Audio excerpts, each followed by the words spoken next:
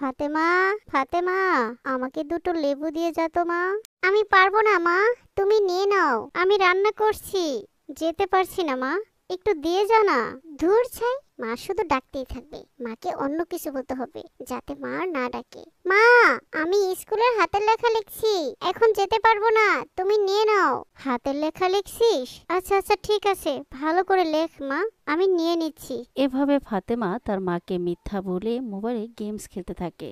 ফাতেমার বাবা নেই, মা সেলাই মেশিনে কাজ করে মেয়েকে নিয়ে কোনো রকমে চলছে। মায়ের অনেক স্বপ্ন তার মেয়ে ফাতেমা একদিন অনেক বড় হবে, তাই দিনরাত পরিশ্রম করে মেয়েকে পড়াশোনা করাচ্ছে। একদিন ফাতেমার মায়ের শরীরটা খুবই খারাপ লাগছিল। মাথাটা প্রচুর যন্ত্রণা করছে, হাত পা ব্যথাও করছে, মনে হয় শরীরে জ্বর এসেছে। কিন্তু এই কাপড়গুলো তো পাশের বাড়ির কাকিমাকে দিয়ে আসার কথা ছিল। না না, এখন আর যেতে পারবো না, আমি বরং একটু বিশ্রাম নিয়ে নেই। ফাতেমা, ফাতেমা। হ্যাঁ মা, শুনছি, কি হয়েছে? এই কাপড়গুলো তোর পাশের বাড়ি দাদিকে দিয়াই তো, আমার শরীরটা একদমই খারাপ লাগছে, আমি একটু বিশ্রাম নিচ্ছি, একটু দিয়ে আয়। কাপড়গুলো আজ দেওয়ার কথা। ধ্যাত তুরি না, যখন একটু খেলতে যাই তখনই মায়ের ডাকাডাকি শুরু হয়ে যায়, একটুও ভালো লাগে না। বুঝেছি, এখন আমাকে কি বলতে হবে। মা, আমার স্কুলে দেরি হয়ে যাচ্ছে, আমি রেডি হচ্ছি, এখন যেতে পারবো না। ও আচ্ছা ঠিক আছে মা, তাহলে তুই স্কুলে যাওয়ার পথে তোর দাদিমাকে একটু বলে দিস কাপড়গুলো যেন এসে নিয়ে যায়, আমার শরীরটা একদমই ভালো নেই রে, আমি যেতে পারবো না এখন। ফাতেমা আবারও তার মাকে মিথ্যা বলে খেতে থাকে। বেশ কিছুক্ষণ খেলার পর ঘড়িতে 9টা বেজে যায়। এদিকে ফাতেমার মা ক্লান্ত শরীরে একটু বিশ্রাম নিতে গিয়ে ঘুমিয়ে পড়ে। আরে 9টা বেজে গেছে। এই বলে ফাতেমা স্কুলের ব্যাগটি কাঁধে নিয়ে তাড়াহুড়া করে স্কুলে যাওয়ার জন্য বেরিয়ে পড়ল। মা, ও মা, আমি স্কুলে যাচ্ছি। মা, আরে মা তো দেখছি ঘুমিয়ে গেছে। যাক, ভালোই হলো, জেগে উঠলে শুধু শুধু একটা কাজ দিয়ে বসবে, আমি বরং চুপি চুপি স্কুলে চলে যাই। আরে মায়ের মোবাইল, মা তো ঘুমিয়ে আছে, আজ বরং আমি মোবাইলটা সাথে করে নিয়ে যাই। এই বলে ফাতেমা মায়ের মোবাইলটি চুপি চুপি নিজের ব্যাগে নিয়ে নেয় আর স্কুলের জন্য বেরিয়ে পড়ে। কিছু দূর যাওয়ার পর একটি গাছের নিচে সে বসে পড়ে। না, আজ এমনিতেই স্কুলে যেতে মন যাচ্ছে না, তার ভিতরে আবার অনেকটা দেরি হয়ে গেছে। আজ আর স্কুলে যাব না, বরং এখানে বসে বসে মোবাইলে গেমস খেলি। স্কুল ছুটির সময় হলে বাড়ি ফিরে যাব, মা কিছু বুঝতেই পারবে না, মা তো আজ শুয়েই আছে। এই বলে ফাতেমা নিজের ব্যাগে থেকে মায়ের মোবাইলটি বের করে গেমস খেলতে থাকে। কিছুক্ষণ পর আল্লাহ একজন বৃদ্ধকে পাঠালেন। কি বৃদ্ধ লোকটি ব্যাপার ফাতেমাকে ফাতেমা, বললেন, তুমি স্কুল ফাঁকি দিয়ে এখানে বসে কি করছো? আজ আমার স্কুলে যেতে ভালো লাগছিল না, তাই এখানে বসে বসে গেমস খেলছি। কিন্তু তুমি কে? আমি আমি গল্পওয়ালা। বাচ্চাদের দেখলে শুধু তাদের গল্প শোনায়। তুমি শুনবে আমার গল্প? কি, তুমি গল্পওয়ালা? আমাকে গল্প শোনাতে চাও? হ্যাঁ হ্যাঁ, শুনবো, গল্প শুনতে তো আমার খুব ভালো লাগে। এসো গল্পওয়ালা দাদু, আমাকেও একটা গল্প শোনাও।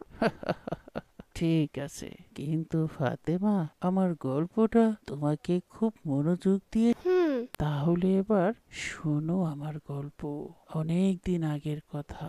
এক গ্রামে আলামিন নামক একটি ছেলে তার মায়ের সাথে বাস করত। তার মা ছিল খুবই সত্যবাদী, ধার্মিক, পরহেজগার একজন মহিলা। একদিন দুজন মুসাফির আলামিনের মায়ের কাছে আসলো। আসসালামু আলাইকুম রহমতুল্লাহ। ওয়ালাইকুম আসসালাম রাহমাতুল্লাহ। মা জননী, শুনেছি এই গ্রামের মধ্যে তুমি একজন সত্যবাদী পরহেজগার মহিলা। আমরা দুজন মুসাফির, তাই আমরা তোমার কাছে আমাদের এই পুটলিটি রাখতে এসেছি। আমরা সফর শেষ করে আমাদের পুটলিটি দুজনে একসাথে এসে নিয়ে যাব। এই নাও মা। ঠিক আছে বাবা, আপনারা কোনো চিন্তা করবেন না, আমি আপনাদের আমানত খুব যত্ন সহকারে রাখবো ইনশাআল্লাহ। এভাবে দুজন মুসাফির আলামিনের মায়ের কাছে তাদের মূল্যবান একটি পুটলি রেখে যায়। এরপর বেশ কিছুদিন কেটে গেল। একদিন আলামিন স্কুল থেকে বাড়ি ফিরল। তার খুব ক্ষুধা লেগেছিল। সে তার মাকে ডাকতে লাগলো। মা, ও মা, মা, আমার খুব ক্ষুধা লেগেছে, তাড়াতাড়ি আমাকে কিছু খেতে দাও তো। মা, ও মা।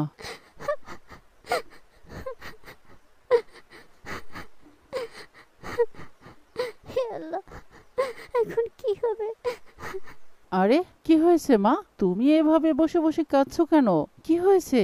কি আর হবে বাবা, সর্বনাশ হয়ে গেছে, আমি আর গ্রামে মুখ দেখাতে পারবো না। এখন আমি কি করব? আরে কান্নাকাটি থামাও, আগে বলো তো হয়েছেটা কি? বলছি, কয়েকদিন আগে দুজন মুসাফির এসে একটা পুটলি আমার কাছে রেখে যায়। ওনারা বলল তারা দুজনে সফর শেষে একসাথে এসে সেই পুটলিটি নিয়ে যাবে। কিন্তু কিন্তু কিন্তু আবার কি? তুমি কি সেই পুটলিটি হারিয়ে ফেলেছো? না রে বাবা, হারিয়ে ফেললে তো ভালোই হতো, তবুও নিজেকে দোষী মনে করতে পারতাম। কয়েকদিন আগে সেই দুজন মুসাফিরের মধ্যে থেকে একজন এসে মা জননী, আমাদের সেই পুটলিটি আমাকে ফিরিয়ে দাও। আমার বন্ধু রাস্তার ওই পারে দাঁড়িয়ে আছে, সে খুবই ক্লান্ত, তাই আমি একাই আসলাম। আমাদের অনেক দূর পথ যেতে হবে, তাড়াতাড়ি আমাদের পুটলিটি ফিরিয়ে দাও। আমি সরল বিশ্বাসে সেই লোকটির হাতে পুটলিটি দিয়ে দিলাম, কিন্তু আজ আবার সেই দুজন লোকের মধ্যে অন্য লোক এসে আবার সেই পুটলিটি আমার কাছে চাচ্ছে। আমি কোথায় থেকে সেই পুটলি দেব? উনি বলছেন, মা জননী, আমি তোমার কোনো কথা শুনবো না। ওই পুটলির মধ্যে আমাদের দুজনের সমান ভাগে স্বর্ণমুদ্রা ছিল। সে আমার সাথে বিশ্বাসঘাতকতা করেছে। সে লুকিয়ে আমাকে না জানিয়ে এখানে এসে পুটলি নিয়ে গেছে। তুমি তাকে কেন পুটলিটি দিলে? তোমার সাথে তো কথা ছিল আমরা দুজনে একসাথে এসে পুটলি নিয়ে যাব। তাহলে তুমি কেন তাকে পুটলি দিয়ে দিলে? এখন সেই পুটলির অর্ধেক হিস্সা আমাকে কে দিবে? তোমাকে এর জরিমানা দিতে হবে। আমি যাচ্ছি কাজীর কাছে, বিচার করে আমি আমার হিস্সার ক্ষতিপূরণ তুলেই নেব। এই বলে লোকটি কাজের কাছে চলে গেছে। এখন আমি কি করব বল বাবা? কোথায় থেকে এতগুলো স্বর্ণ মুদ্রার জরিমানা দেব? আর গ্রামে বা আমি কেমন করে মুখ দেখাবো? আমি কখনো কারো সামনে বেপরদা হয়ে চলি না। আজ কাজে এসে আমার বাড়িতে আমার বিচার করবে। এই লজ্জা আমি কি করে ঢাকবো বাবা? তুমি কেঁদো না মা, আসুক সেই মুসাফির, দেখি কাজী কি করে তোমার বিচার করে। এরপর সেই মুসাফির কাজীকে নিয়ে আলামিনের মায়ের কাছে আসলো। শোনো আলামিনের মা, এই লোকটি তো ঠিকই বলেছে, তুমি শর্ত ভঙ্গ করেছো। কথা ছিল তারা দুজনে আসলে তবেই তুমি পুটলি ফেরত দেবে, তাহলে ওই লোকটিকে তুমি কেন পুটলি দিয়ে দিলে? এখন এর জরিমানা তোমাকে দিতেই হবে। হ্যাঁ হ্যাঁ, ওই পুটলিতে আমার 20,000 দেরহামের সমপরিমাণ স্বর্ণমুদ্রা ছিল। আমাকে এখন 20,000 দেরহাম দিতেই হবে। হ্যাঁ হ্যাঁ, মায়ের তো তা দিতেই হবে, কিন্তু জরিমানা হলে তো দিবে। এই ছেলে, কি বলতে চাও তুমি? জরিমানা হয়নি মানে? তোমার মা নিজের মুখে স্বীকার করেছে সে পুটলি অন্য মুসাফিরকে দিয়ে দিয়েছে। হুজুর, আমার মা যাই বলুক, কিন্তু শর্ত ছিল দুজন মুসাফির একসাথে এসে আমার মায়ের নিকট থেকে তাদের পুটলি ফিরিয়ে নিবে। তাহলে এই মুসাফির একা কেন এসেছে? শর্ত মোতাবেক দুজন মুসাফিরকে তো একসাথে আসতে হবে, তবেই না আমার মা পুটলি ফেরত দেবে। বলুন, শর্ত ছিল না আপনারা দুজন একসাথে এসে পুটলি ফেরত নেবেন? তাই তো, তুমি তো একদম ঠিক বলেছো ছেলে। কি বলেন মুসাফির ভাই, কথা কি সত্যি? হ্যাঁ কাজী সাহেব, কথা তো একেবারেই সত্য।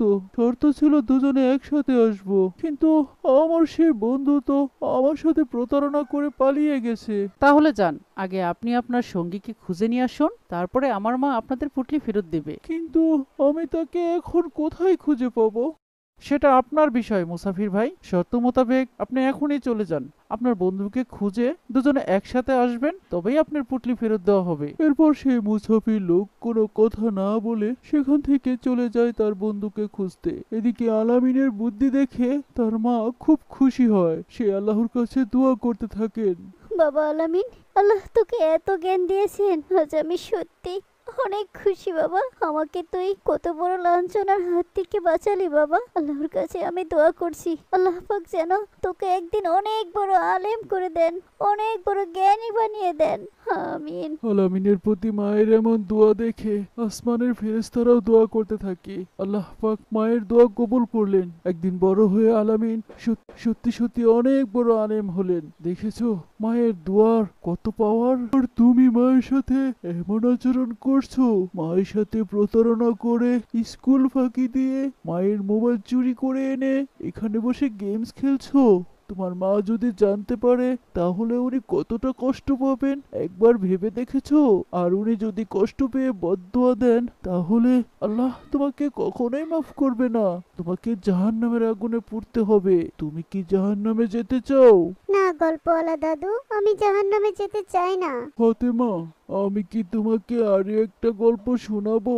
না না গল্পওয়ালা দাদু, আজ আর নয়, আমি এখন বাড়ি ফিরে যাই, অন্য আরেকদিন শুনবো। এই বলে ফাতেমা তাড়াতাড়ি মায়ের কাছে ফিরে আসে। আসার সময় ডাক্তার আঙ্কেলকে সাথে করে নিয়ে আসে।